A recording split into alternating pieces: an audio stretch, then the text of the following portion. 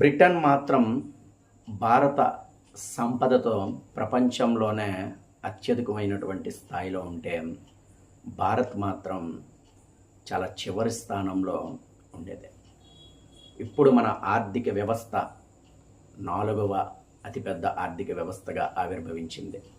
2047వ సంవత్సరానికి మన భారతదేశం యొక్క ఆర్థిక వ్యవస్థ ప్రపంచంలోనే నెంబర్ 1 స్థాయికి మనం తీసుకొని వెళ్ళాలంటే ఆత్మనిర్భర్ భారత్ అనేటటువంటి పిలుపుకి ప్రతి ఒక్కరూ కూడా మన స్వదేశీ వస్తువులనే మనం కొనేటట్టుగా ప్రోత్సహించాలి. మన కుటుంబాలకి చెప్పండి, మన స్నేహితులకి చెప్పండి, ప్రతి ఒక్కరికి కనిపించిన ప్రతి ఒక్కరికి చెప్పండి. ఈ బ్రిటిషర్స్ ఏదైతే దోపిడీ చేసి మన భారతదేశం నుంచి మన సంపదలన్నీ దోచుకొని మన పేదరికంలోకి తోశారో అదే పేదరికం నుంచి మళ్ళీ పుంజుకుంటూ 2047వ సంవత్సరానికి ప్రపంచంలోనే భారతదేశం నెంబర్ 1 స్థాయికి వెళ్ళడానికి ప్రతి ఒక్కరూ కూడా పూనుకోవాలి.